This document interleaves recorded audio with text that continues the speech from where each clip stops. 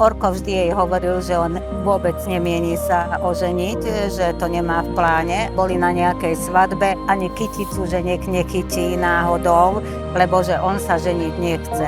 No a potom Olivka hovorila, že no tak asi nikdy sa nevydá.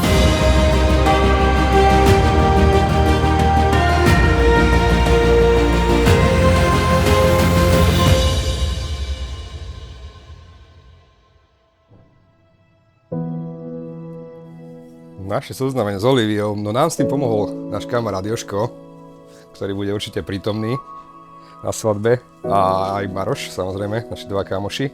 Ona študovala na vysokej škole, mal som kamaráta, s ktorým som si vlastne hľadal podnájom a on došiel za mnou, že vlastne má nejakú kamarátku alebo nejakú babu proste, ktorá by išla s nami bývať. Potom postupne s časom nám tak akože trklo, lebo sme videli, že Olivia nemá žiadneho priateľa. Tak sme mali tohto Orka, on bol tiež akože single, tak sme sa rozhodli, že Orko, však máme túto Oliviu, zoznámime ťa s ňou. Zoznámil som sa s ňou tak, že vlastne Olivia bola aj spolubývajúca. Stretávali sme sa s Jožkom aj u nich doma. Povedal som si, že určite aká pekná baba, že wow, Jožko ako až peknú spolubývajúcu, ale nenapadlo ma ani vlastne, že nakoniec to dopadne až takto, že sa budeme dneska brať. Predtým bola skôr taká hamblivejšia a ako náhle sa začala stretávať s ním, tak sa úplne ožila, úplne sa zmenila.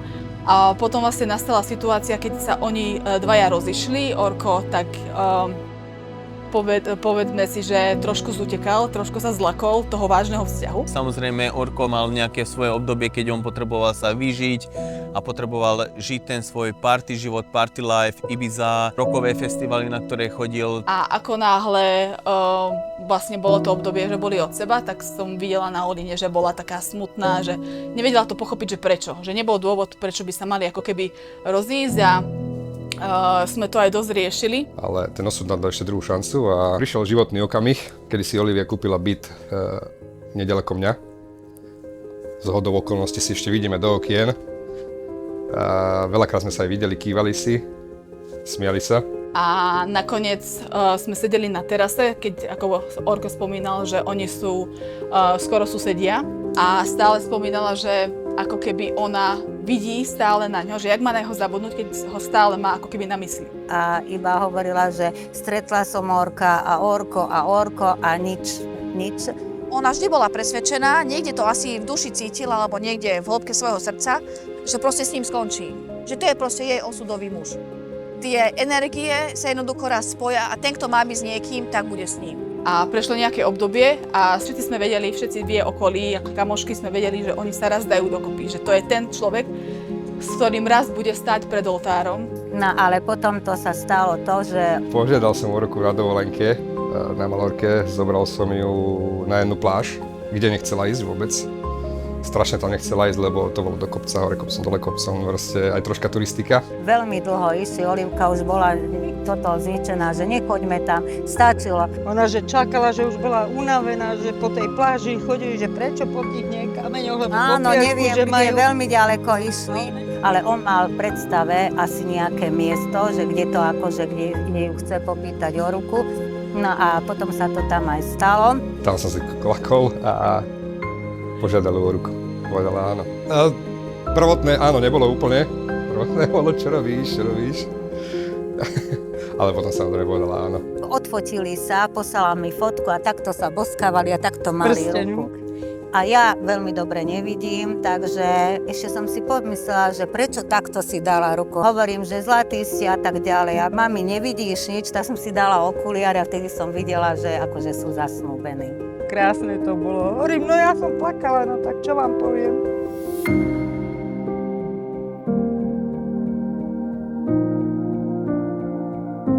Nastala chvíľa, ktorú ste, vážení snúbenci, prežívali vo svojich predstavách, vo svojich snoch.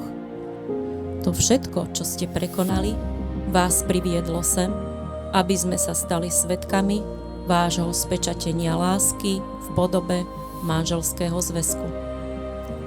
Doviedla vás láska, s ktorou vstúpite do manželstva, ktoré bude pre vás pevným zväzkom, zväzujúcim nielen vaše srdcia, ale i vaše životy. Preto pýtam sa vás, ženich Peter Oravec, či dobrovoľne vstupujete do manželstva s prítomnou nevestou Oliviou Naďovou. Áno. Rovnako sa pýtam i vás, nevesta Olivia Naďová, či dobrovoľne vstupujete do manželstva s prítomným ženíchom Petrom Oravcom. Áno. A ja vyhlasujem vaše manželstvo za platne uzavreté.